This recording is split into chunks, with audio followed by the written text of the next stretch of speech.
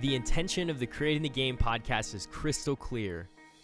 My goal is to inspire you along your awakening journey, to provide you with conversations and resources that help you create the life of your dreams and support you in finding more connection with yourself and the beautiful world around you. Thank you for taking the time today to listen and do the inner work. I hope you leave this conversation with a closer orientation to your truth.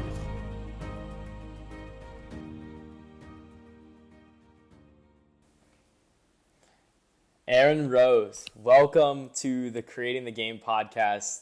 I'm so privileged to have you on today and so deeply grateful for your time, but mostly excited. I'm feeling super excited for the opportunity to talk and to discuss some amazing ideas with you today. So welcome to the podcast. Thank you so much. I'm really glad to be here. And I'm excited too. You know, we met in a context where I was the person, quote unquote, kind of more on stage and lots of people in the room. And it's always so beautiful when those specific faces kind of emerge and people make that deeper connection. And I get to learn a little bit more about you in this process too. Of course. And to give the listener some context, how I first learned about Aaron and his teachings is that I'm currently in the Venture for America program, and it's a 2-year entrepreneurship fellowship, and we have a training camp. And Aaron came in and did a diversity, equity, and inclusion workshop, and I was so compelled, and my heart just felt so full during this workshop because of the flavor and the personal style that Aaron brought to such an important conversation. But it was almost as if it was like a healing workshop. It was incredible. Immediately, I knew that I wanted to follow up and ask him to be a guest on the podcast, and here we are today. Amazing. It's such a beautiful testimony because that's my intention in those spaces, is that it heal people as deeply as they're ready to receive it. Awesome. And I would then ask you, now that we're a little bit on the subject, a little bit about what you currently are working on. I know you have a bunch of different projects going on right now, but I would love to hear some of the things that you're currently working on. Amazing. Yeah. So all of my work right now is really around this collective evolution that humanity is experiencing, where we have this experience of division and separation that has been part of our ancestral experience for many, many generations, feeling separated based on our identities, feeling like we can't get where we need to go, feeling like we can't get along, and almost this sort of upswelling of chaos that we're seeing in the world right now from one perspective. And so my work is all about supporting humanity and reconnecting with our essential nature, supporting as a transformational coach and mentor, emerging change makers, people who are really answering the call, that sense of I'm here for something bigger, I'm here to serve, I'm here to make an impact, and supporting folks who already are public figures, who are influencers, who are navigating how to be in the public eye when we're having such intense conversations around who we are and what we're actually here to do. And then I also work with organizations of different kinds on their cultures and how do we really operationalize big values like we're a family and the best idea wins and respect, and like what does it actually look like to consciously design any human container. And I do all of that really with this blended sort of 3D and 3D lens, external realm lens, but also a very multidimensional, metaphysical, spiritual perspective, understanding that it is what is happening internally within us that is what creates the external reflection. And so that is how I really approach all of it. So it's not about taking a specific action. It's about, really understanding the energy of the patterns that we're working with. And a huge aspect of my work that I'll finish with just saying this is online, is really content creation and going from a place of just having lots of private clients, which I still do, but then saying, okay, how do I set this up, business-wise and just lifestyle-wise to be able to share as many resources with the masses as possible. So that's a big aspect of what I do now too. Wow. I'm so excited to dive a little bit deeper, a little bit later on in the podcast to bringing that spiritual essence and that really multi-dimensional aspect to your work. I would first love to hear, though, your story that led you to such profound and prolific work, because that's not a sort of intention that arises just from a very linear path. I'm sure there was so many ups and downs, so I'd love to hear a little bit more about your story. Totally. And it's like all my past selves just like gathered around me and are like, are you going to talk about me first or me? It's like 6-year-old and 18-year-old are duking it out. Um, I came into, I joke that I had sort of a double black diamond entry into the world, where I had very early experiences of a lot of darkness, violence, just feeling, and I've been saying more and more lately that, I could give the description of this kind of abuse and this kind of violence and this kind of discrimination based on these identities. But for me, it's almost more impactful to say I had an experience of feeling separate. I had an experience of not belonging. I had an experience of feeling so disconnected, and like I didn't understand how to get love, how to feel loved. And that was growing up as someone who has made my way through several letters of the LGBTQ acronym within a very conservative Catholic family, and that being one way that it manifested in terms of feeling like I didn't belong, but just in general coming into a world where self-expression was fairly limited, and feeling like I couldn't get it right. Those experiences as a kid where you're just bopping along and you're doing your thing, and then all of a sudden you get like sideswiped with the information that what you're doing is wrong, right? And that you should be ashamed of who you are and what you're doing. We don't do it. We don't do it like that. Whether it's something very small like haha you misused that word, or something really big like experiencing more violence and control based on how you're talking, how you're walking, how you're dressing, things like that. And from a very early age, I had this deep sense, especially being in the Catholic Church, where I was like, we're talking about love, but it doesn't feel like love. It doesn't feel, and I remember just feeling almost like sick to my stomach as a kid in church, just feeling the misalignment between the message and the energy, and that sense of how do we close that gap between what we're saying and how we're actually feeling, and how do we get along, right? Like my rage and my confusion at how alone I felt. In some ways, it's like the darkness shows you the equal and opposite light. It was like, if I feel so separate, then there's this rightness to the not separate, right? And I was really inspired by, people like Gandhi, Nelson Mandela, Bayard Rustin, Dietrich Bonhoeffer, Abraham Joshua Heschel, these sort of 20th century leaders who led these revolutionary movements for liberation. And so that was my model. I was really like, this world peace thing, let's do something about it. But the path to where I am now has absolutely been such a winding one, because it's led me through many iterations of my work based on the balance between what the world was ready for, the questions, the context that I was in terms of what people had identified as problems that they were interested in solutions to, as well as my own internal process of like, okay, does this model of social change that I've been given, does it actually work based on my lived experience? And so it's been quite the journey. And I started very early on as a teenager, as a community organizer, and as a peer educator, educating on social issues. And it's really just been it's a snowball effect, but the snowball has been like slaloming through many different aspects of the path. And so it's, in some ways, it's like I feel like I've been the same person my whole life, and I've just been doing the same thing my whole life. And from another, I'm like, I have lived 5,000 lives. Yeah. 29 years. Well, that's amazing, and I want to take a moment to honor your journey to this point. And a message and a real understanding that I've come to is the whole idea that that contrast, it really does show you the light, those experiences that really hold you down, and where you experience that resistance. It really allows you to understand what is really true in your experience at the least, and maybe for a lot more people as well. But I would be curious, because you've gone through this path of maybe some understandings that you've came to. Because when you talk about, for example, your experience in the church, and how there was an energy that was misaligned with the message.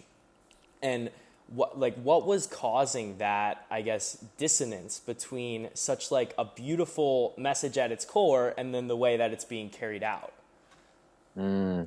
Yeah, there's many perspectives on that, and I always the way I deliver messages these days is always with that multidimensionality, always with that sense of like this is one way to look at it. So from one perspective, there's light and there's dark, and there's energy on Earth that through its own experience of believing in fear, right, and not having faith and trust in light, has chosen to live and access power in a non-consensual, non-honoring way, right? If you think about like the true power source is really connecting to source energy, to the vital energy all around us that's in the air, that's in plants, versus the energy of like when you're in a meeting with someone and they want something from you and they're like pulling at you, right? In that kind of horizontal way, and people that are walking around kind of zombie like feeding off of each other rather than owning their own energy. In the Catholic Church, and this is not to shade anybody who still feels connected to the teachings of the church or to any aspect of Christianity, but it was a structure designed to control people. It was the political structure on earth for over 1,000 years. And so when I look at the way the church is set up, it's, the best way to hide a lie is within the truth, right? To take this teaching of Jesus, which is just pure love frequency, I am you and you are me, right? God is in all of us. And then to invert it, right? And to turn it into something that then separates people from their power, and leads them into a cyclical structure of never being able to trust themselves. Because if you have original sin, then, and only these people higher up in the church can absolve you of that sin, then you're constantly dependent on an external source of validation, and you're constantly in danger of being bad without knowing it, right? And so for me, it's, that's it. The misalignment is by design, and we can look at who maybe designed that. And I also have a lot of compassion for everybody part of that structure at this point, because the choices that were made that set it up the way it is, that's a freight train that's been barreling through the generations for centuries at this point. Oh, yeah. And I feel like this is something for me in my personal experience and journey that it's a message and an understanding that has really resonated to me, and where I've been finding a lot of my truth has come through a lot of the self-understanding, that connection through source, that connection to life energy. And I still also find connection to myself and to source by reading some of these like great texts, but like structurally, maybe the answer isn't outside of ourselves. But I would love to hear a little bit about now that we're on the topic of spiritual practices, the way that you've refined your spiritual practice over time. It's very clear to me that you've done a lot of the work in understanding the history of that organization that you grew up in. But ultimately, for you to get to this point, you've probably siphoned through numerous different practices and teachings. So what have you uncovered in this whole path here? Yeah, it's a beautiful question. And it really, all of that understanding of the Catholic Church that I have now comes from that period of time in my life when I was still required to go to church by my family, but I was a teenager and I was like trying to understand it on an intellectual level, why it didn't feel right. And I was like uncovering these things and being like, see, I knew it. I knew that it wasn't all good because I feel weird when I'm in this place and I don't feel accepted. And all of that at this point, is just, it is the external, but it was a conversation I had to be in because I felt religion, spirituality, a concept of God, prayer, any of that, even the ability to say things like, Jesus' teachings and love, like to say that so casually for years, it was so triggering for me. And I was just like, I don't want anything to do with it. I went through, a bit of an atheist phase and was sort of like, trying to find meaning in things like the existentialists, like Albert Camus and Jean-Paul Sartre, and like these folks who contemplated existence from an understanding that wasn't fully tied to God, because I just felt so controlled by this old paradigm idea of God, right? Some people say it's the false father idea, right? The idea of God is this thing that is an energy that judges us, right? And that knows better than us, and that we have to be good, and it's mercurial like our parents were. Like, you never know if you're going to be on the good side or the bad side, and it's unpredictable. Like, that's a historical experience of relationships that we've projected onto God. And so it took me a while to really move through that resistance, but then ultimately it was about saying, I'm determined to be at peace. I'm determined to have a beautiful life. I'm determined to see humanity to the other side of its current crises. And so I'm going to leave no stone unturned, right? I'm just because I had a bad experience with the word God or Jesus or prayer, or any of that, if there's something there for me, if there's some essential truth there, I'm not going to cut myself off from it. Just like I'm not going to cut myself off from money because like corrupt corporations exist, right? Like I'm going to let myself access what I want. And so all of that being said, the journey, I've found a lot of inspiration from literature initially, like reading books like Toni Morrison and reading magical realism from different places in South America and Central America, and letting the wonder of life move me, right? Letting the mystical wonder of nature, reading things like Emerson and Thoreau, and just letting life start to move me again, even when I was in this very sort of shut down, traumatized place. And that eventually led me to Buddhist meditation. That was like my first real practice, in addition to reading and journaling and writing. And over time, I've really gone through many different spiritual traditions, exploring Judaism, exploring Hinduism, and ultimately surrendering into the fact that I have a very curious mind and a curious soul, and I love to walk at the same time several of the many paths to the one truth. And what has just driven me forward has been that insistence in answering these core questions about what it means to be human, about how to get to the other side of conflict, leading me to the next thing and the next thing and the next thing. A really big seminal moment for me was discovering the metaphysical text, A Course in Miracles, which is a text that trains the human mind to go from fear to love. And it was channeled by a Columbia University professor in the 1970s who was in a fight with her research partner, I think the story goes, and she said, "There's gotta be a better way." Right? And she heard, "Helen, this is A Course in Miracles. Pick up a pen." And she, for 7 years, channeled this text. That's just another way of bringing that same core information about how love is the essential nature of what it means to be human, and how do we go from living in an ongoing projection of our old experiences of fear to stepping outside of that simulation and into one of our own choosing. And that aspect of metaphysics and quantum physics and all of that has been another huge part of my understanding, as I love finding that place where spirituality and science meet, right? And where we can see the same truth reflected in so many different stories. And so that's in some ways kind of been the broad journey. And I could speak to like my current daily practices if you'd like, but I'll pause to see if you got reactions or questions. Yeah, I mean, the first reaction is that I really am just so blown away by how much time and energy and transformation that you've underwent.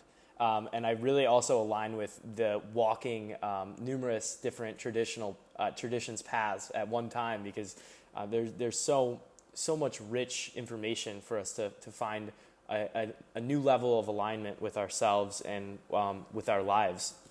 And so that's something that, for me, I always resort to in times of contrast, is to find alignment through different teachings, even if it is just a Thoreau piece of literature, or just, that whole idea of following your bliss and just being mesmerized by the miracle of life.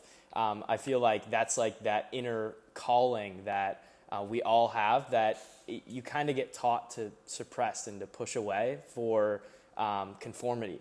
But I would love, and also another thing that I just like want to say is I love where quantum physics and spirituality come together, and because realistically, I mean, science is the modern language of the mystic. That's something that Dr. Joe Dispenza talks about. It's something that I really believe a lot of our, modern spiritual understandings are going to come from.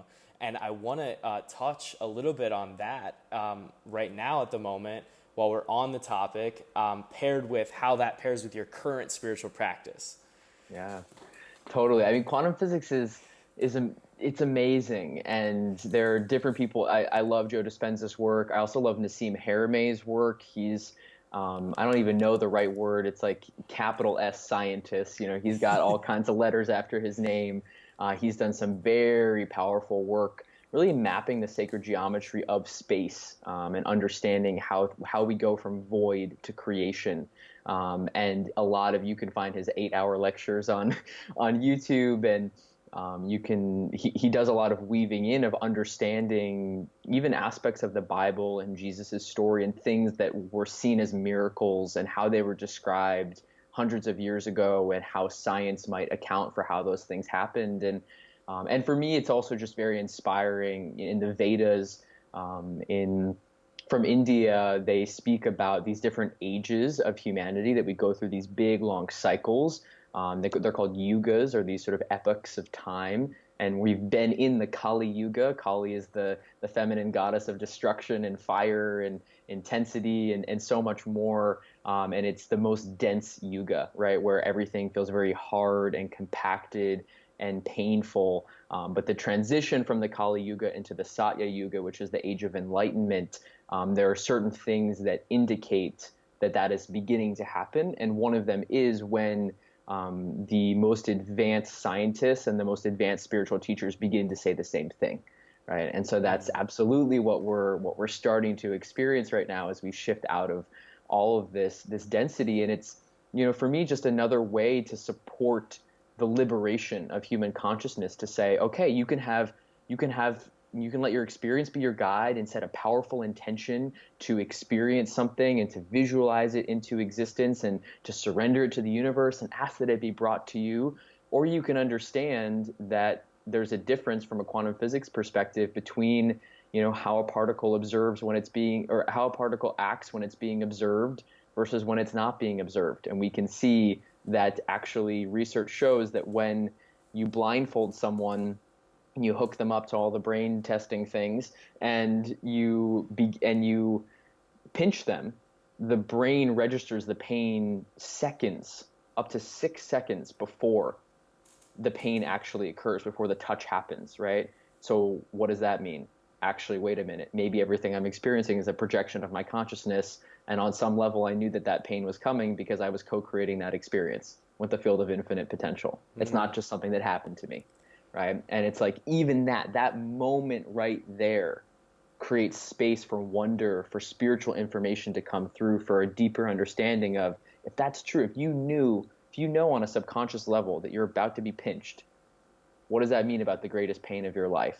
Right. And your level of choice and agency in designing your experience. Possibilities are endless. That makes a lot of sense. For the listener, a book that I've read along these lines has to do, it's called Biocentrism, and it discusses a lot of the way that we perceive an experience, and it can be registered on a brain scan before it happens. Do you have any resources by chance that you have really tapped into that have helped you kind of merge these two different fields? Definitely. I love the book, The Holographic Universe, which is also, if you just search it on YouTube, there's a 6-hour or 6-part documentary on it. And it's definitely that style of multiple different kinds of clip art and things being spliced in, but someone has done the work of putting together a really deep summary of the book. And I just say too, for anyone who's at all feeling kind of shut down and sort of like, what are the footnotes on what Aaron's saying, is just to say, like, let your experience be your guide. If you are totally satisfied with how your life is right now, like, then, and you're not interested in this, like, that's cool. But if there's something where you're like, even if you feel like, no, we don't create our own experience, or that's only true in certain ways, right? Then there's a little opening there for you to say, wow, I'm in some friction around this topic. Am I interested in having a new experience? Am I interested in clarity? The clarity may be in what I'm saying, or what I'm saying may just be the invitation for you to ask a question where, information comes from another place, right? So it's just, can breathe into whatever your reaction is. It's great information for you about what's next for you. Right. And it takes that level of curiosity to become aware of our reaction first and to say, oh, why do I feel this way? And to follow that path, because it unlocks so many great things. I guess I would love to hear, because we got a little bit off on the spiritual practice that you currently do. I mean, even if it is, and maybe it doesn't even have to be a spiritual practice. How about just a practice that you bring into your daily life that allows you to experience things fully? And I would also then like to talk a little bit about manifestation. But first, just practices that allow you to feel full, to soak it all in. Totally. Yeah. So one of my friends and I guess I would say spiritual colleagues in this space is a woman named Gala Darling, and she says one of her taglines is "Feeling good is your job," and she says my morning routine is whatever it takes to feel good, right? Whatever it takes to feel in alignment. And I'd say that in some ways that's very true for me. There's always cycles where different levels of discipline are required, where certain level of dropping in is required through certain practices. My perspective on practices is that it's ultimately just it's a pathway to a frequency that you already have access to. So sometimes you can drop in without meditating, and sometimes it is necessary. But for me, really foundationally, morning pages have been a huge part of my path since 2016. They're from a book called The Artist's Way, which is an incredible, it's like a secret spiritual text. You could read it and just not feel the spiritual energy, but it really, it taps you back into your intuition. It's a book for reestablishing your relationship with your creativity. Morning pages are 3 pages of just stream of consciousness writing every single day. And I'm looking at my notebook right here. I've been doing it basically every day since 2016. And Wow. you can't hide from yourself. And you can't hide from your brilliance either. Like, you can't miss the bullshit, and you can't miss the stuff that's wanting to come through you. You can miss it in a page, but you can't miss it in 3 pages. And so that, even if I'd say that I probably average 2.5 pages, 6 out of 7 days of the week, but That's amazing. But I keep coming back to it because it really does ground me in. Meditation is really important for me as well. Sometimes that's seated silent meditation. Sometimes that's a guided journey based on what I'm working with and creating. And then there's other foundational things, like just making sure I move every day, making sure I stretch every day, being really conscious about what I'm eating, my supplementation, my hydration. I'm looking at my blue blocking glasses, things like that. A lot of it's about supporting my nervous system to be able to keep expanding, and to be able to keep housing the frequencies that I house. And for all of my clients, the way that we do morning routines, or just routines in general, is that we pick verbs and then we try to check off those verbs every day. So it's something like connect, right? So that could be, for me, like prayer. I pray all the time. I'm always talking to everything. So it's funny, I barely even I almost forgot to mention that. So connecting for someone might be dropping into a meditation. It might be praying. And one day it might be an hour meditation. And the next day it might be 3 mindful breaths in the bathroom before you go to bed, or you go into a meeting, right? And so for me, it's about creating that consistency. Like, another verb might be move, right? And one day it's like you're hitting your full on gym workout, and the next day it's 3 push-ups in between a meeting because that's what you have time for. But it's about creating that momentum over time. And there's so many other little nuances, because ultimately for me, it's about living a life of intention, deciding what I want to be experiencing, and then doing what I got to do to make that happen. That's so amazing. I just want to take a second and soak all of that goodness in. That was incredible. I'd say connecting to nature too. That's like another one where it's like the water I swim in, so I sometimes like even forget to mention it. But for me, grounding on the earth, and I've designed my life where I'm as close to nature as possible, um, as much as possible. Wow. In terms of when you talk about lifestyle design, when you when when you share a lot of these practices or these, methodologies for you to find that good feeling inside of yourself, and whether that happens in the morning, at some point in the middle of your day, um, can you talk about removing the like resistance that currently exists in our lives and the process of doing so in an intentional way? So if we have a certain area of our life that we find resistance in, or like whether that's a certain like relationship that we would have to like maybe tolerate, like a loved one, or maybe it's in a work setting or some sort of environment, like how do we rise above in terms of from a energy standpoint and a psychological standpoint so that we can find the path almost of least resistance, but it's the path of most intention? It's such a powerful question. So resistance, and you've been really bringing through this beautiful idea of like how contrast, it creates magnetism, right? So resistance shows us what we're destined for, but often in the form of the absence of it, that level of friction. And it's different for different situations, but I would say that for me, it has a lot to do with vision and intention. It's like, what am I committed to experiencing? For me, I have a very strong perspective on New Earth and what it means to be in a fully joyful, abundant, expansive, nurtured life where we're living from a place of love and creating from a place of love rather than from a place of scarcity and fear.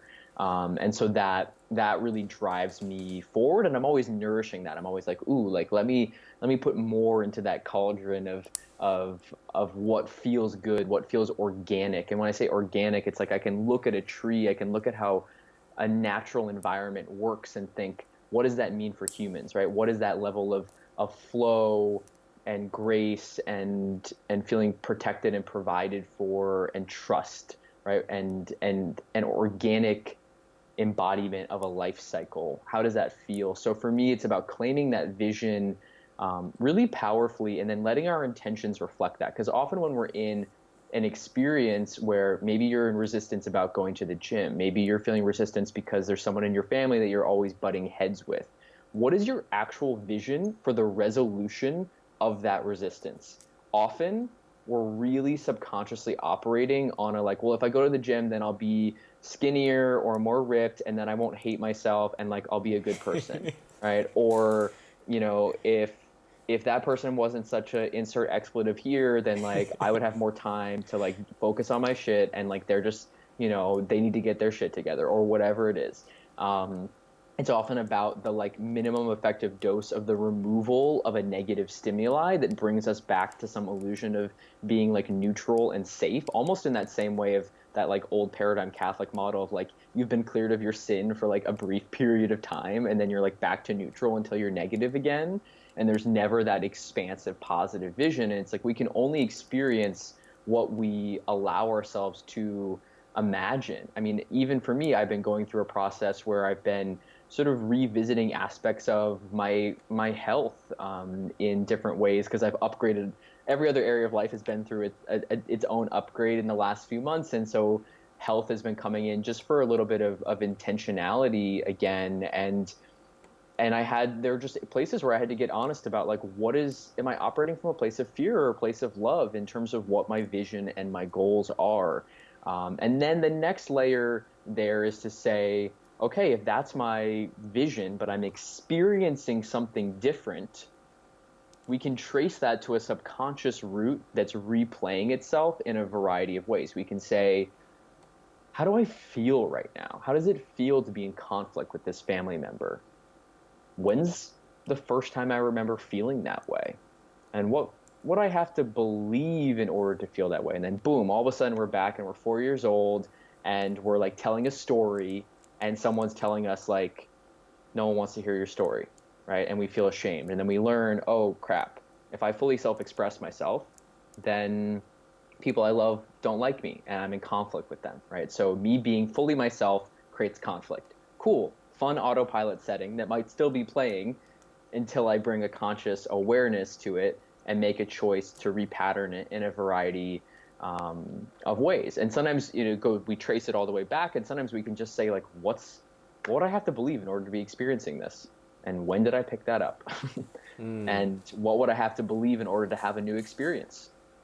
And that's where the revolutionary radical energy comes in, where it's like, wait, what would it take for me to believe that I could be in a harmonious relationship with this person that I'm pretty committed to on an identity level, having perpetual conflict with?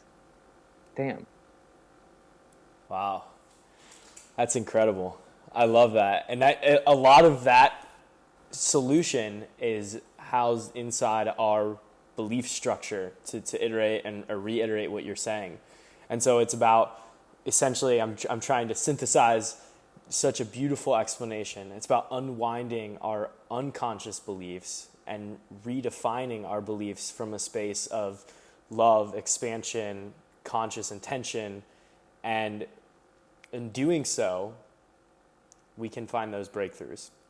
Completely. Yeah, you summarized it so beautifully. It's just really about understanding that everything that we're experiencing is a reflection of something that's happening on a deeply rooted subconscious level within us. And when we can crack that code and see, whoa, I never have enough money because, I was subconsciously taught that I wouldn't be loved by my family unless I really, really, really needed something. So I'm constantly recreating situations in which like I don't have what I need so that I'll be loved.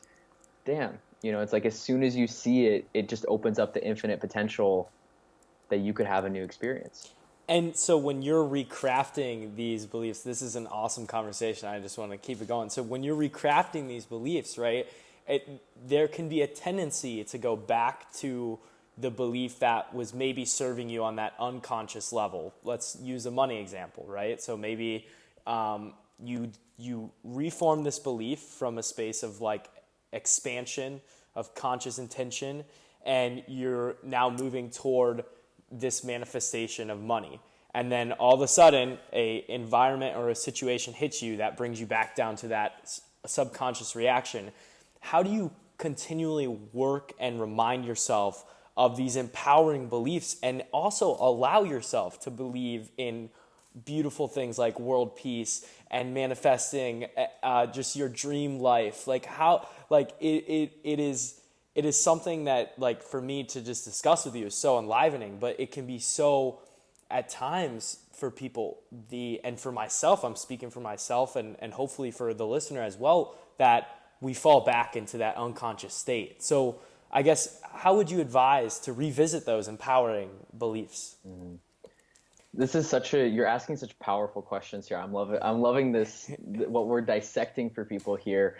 It's what comes through first is really having self-love at the core, which I know is another thing you want to speak about, but it's like not beating ourselves up for being in a system that is designed to bring us back into that state of disempowerment. Happens to me all the time, where all of a sudden, a little stimuli will come through. Like, I've up-leveled so many aspects of my life, but in some ways I'm just getting started, and a little thing will come in where all of a sudden I'll notice like a little bit of fear, like, ooh, is that enough money? Or ooh, like, is someone else going to come take that person's place if I release this friend who I don't feel aligned with right now? And little fear comes in, right? And I can let that fear follow me for a few minutes, a few hours, and then I catch it, right? And it's like I'm only served by just coming back to the practices, which I'll speak about in a moment, rather than being like letting it fulfill a story that I'm not a good person, or that I don't really know what I'm doing, or whatever it is. So having compassion for ourselves, and I love that you've called this podcast, with this word game in it, because it is a game, right? It's like, oh, wow, I made it to this level, and then I like fell back to this level, and then, 2 steps forward, one step back, three steps forward, right? And so it is this process where also once you've changed one thing in your life, it's like a little change widget. You're like, okay, even if the up level was like I couldn't afford to take the subway and now I can afford to take the subway, it's like a small thing like that from one perspective. I mean, that's a life-changing thing if that's your reality. You can see that you've created it once and you can replicate it. Even if it takes a lot of life force and it takes a lot of energy to do it, once you've shifted something, and all of us have already shifted something in our lives, right? We've improved in some way. It's like, how did I do that, right? And understanding that if you do it once, you can do it again. That needed, for whatever reason, wanted to come through kind of foundationally for the conversation. And then, it is about, these gym metaphors always come through for me, where it's about kind of that strength building, where you're building the muscle of trust, you're building the muscle of faith, and as you shift your life, you start to go from a place of like do or die scarcity, which is where I was. I was like barely holding on, like I just some guy hanging off the edge of a cliff, and it's like, I'm abundant, I'm whole and complete, like please God, like that level of it being so dire. But then as I got myself to more of a secure place, it starts to feel more and more like a game, right? Where you can actually have fun because your survival isn't on the line. And everything that we're experiencing, even if it's good in this now moment, is merely an echo of the past, right? It's an echo of what we believed a while ago, right? And I see it like, if like a tree falls and dust blows through, it's like that tree already fell. Yeah. You already thought that thought. You already felt that thing. It's just this debris coming through. And so if we can take this very revolutionary energy of like, what I'm seeing is a reflection of the past. It's a boogeyman ghost. Like if you're a Harry Potter person, it's like a Dementor or a Bogart. It's like, it's not real. It's not the realest truth of what you can experience. And so it takes withstanding often extreme negative stimuli where you're like, I know that I'm going to be abundant, but like I only have $5 in my bank account right now, and just not taking that $5 as evidence of what's possible for you. And the last thing I'll say here is that when we set a powerful intention, it's like food poisoning. It's like a detox. Everything that's not a match to that intention comes up and out. So often if you're like, well, just to keep using the money example, you might leave this and be, someone listening might leave it and be like, okay, I'm going to double my income this month. And then it's like they get hit by a bill and there's like a random withdrawal and all of a sudden they're like, I have even less money. Screw that Aaron Rose guy. He didn't know what he was talking about. But it's like it's almost like this crescendo of the negative beliefs and the negative experiences will come up where it's like the final hurrah of that scarcity mindset leaving. And so if you can see the increase in negative stimuli as evidence that space is being cleared for what you want rather than evidence that it's not possible, then you start to hack the game. So for me, when I have a bad day, I'm like, sweet, something good must be coming because I feel like shit right now. I feel like I'm down for the count, but that must just be because something negative is needing to leave my experience so that there's space for something positive to come in. Wow. That is truly one of the most original ways that I've ever heard of that abundance and that manifestation coming into your experience, like that negative energy and that resistance coming at a peak, and that is a good thing. And it's really a test at the end of the day, right? Like it's a test to for you to either fall back into that unconscious or to continue to choose that abundance, that love, that light. This has been incredible. The component of self-love, you said at the beginning of that answer that one of the most important things when you are facing this resistance is to come from this foundation of self-love. Can you explain a little bit about the mindset that you bring to the table with loving yourself and how that translates in your ability to love and create deeper connection with others? Yeah, so self-love is a word that's overused from one perspective, and people might feel like it's cheesy, but anytime there's a negative, any kind of story, I just ask who benefits from this story. right? Like who benefits from the idea that like loving yourself is cheesy? I don't think you and I benefit from that, right? So I don't. I'm always like, why does the Matrix, making us feel like this is like it's overdone? And there's some crow calling outside my window. Matrix is letting me know that it's here. It's about this unconditional positive regard for self, for really understanding that we have the capacity to see ourselves the way the sun sees us, right? The way the wind sees us, the way source sees us, which is without friction, without that resistance, without that sense of you would be better if X, Y, and Z. And it's this delicate balance because as humans, I really believe we're here for like infinite expansion and creation, right? I feel so much better on a day when I'm like making things and doing things than I sometimes do on a day when I'm just like resting and chilling because it feels so good to be working with life force in that way. But it's about doing it from this place of the excitement of creation rather than from feeling like you're inherently inadequate. And for me, the revolutionary thing, being LGBTQ in different ways and having experiences of discrimination, I used to always feel like I love myself. It's those other people who don't love me, right? But when I actually got honest, I saw that I was so judgmental of myself. I had so much internalized shame, and how I was being treated was a reflection of actually how I had been programmed to see myself, right?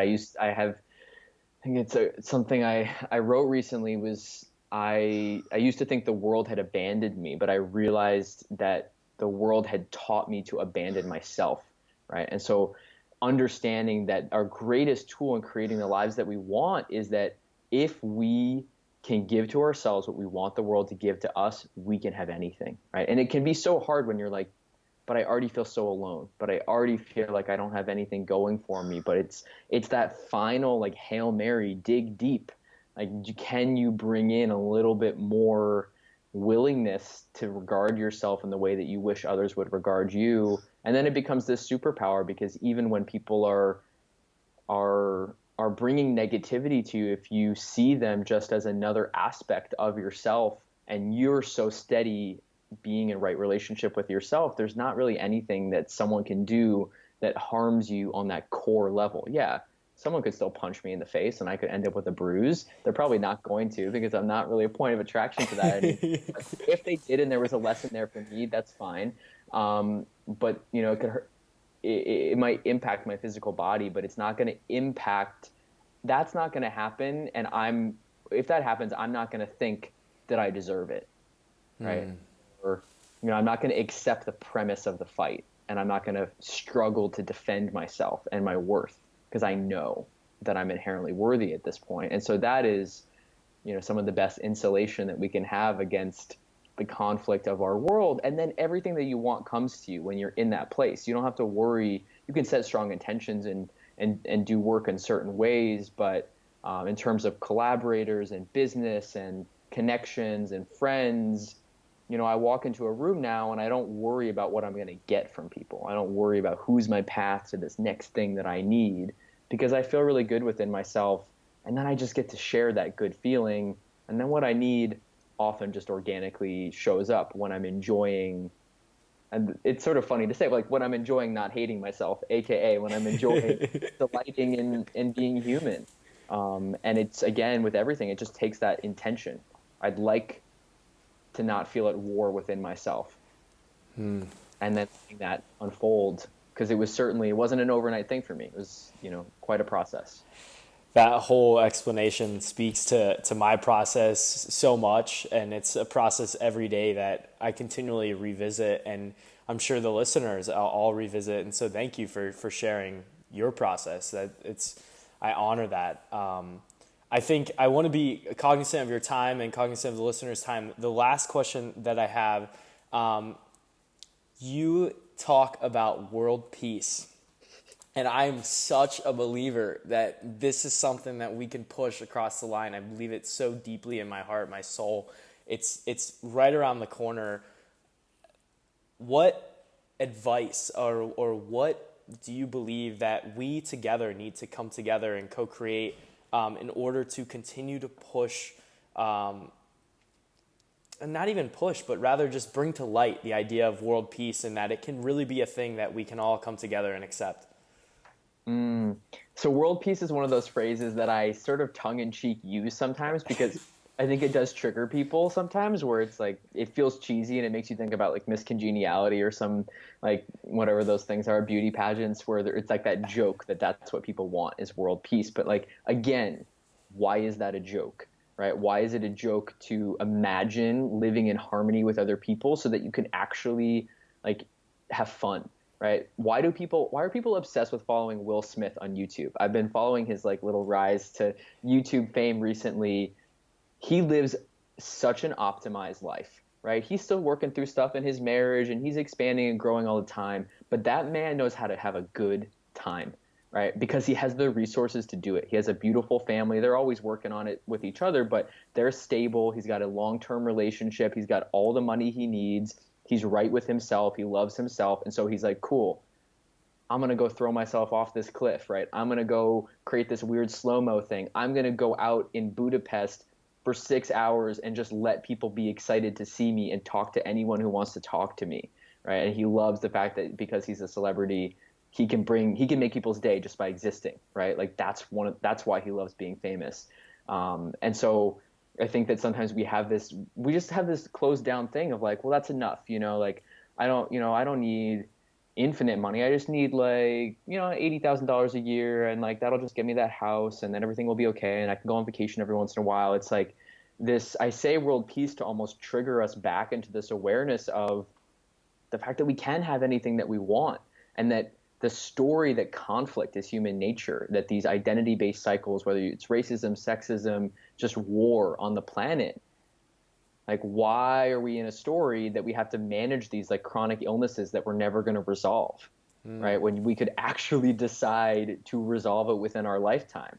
It's like, are you living in a dilapidated house and thinking like, I guess I'm just going to be working on this house forever? Or are you just going to invite all your friends over and take care of business in 2 weeks and then live in that house or sell it? Or, it's like that. I think there's that fire energy that we have the opportunity to reclaim of, we don't have to live like this, right? We can actually decide to have a different experience. And it's not about bypassing. It's not about like, la, la, la, la, la, there's no problems in the world.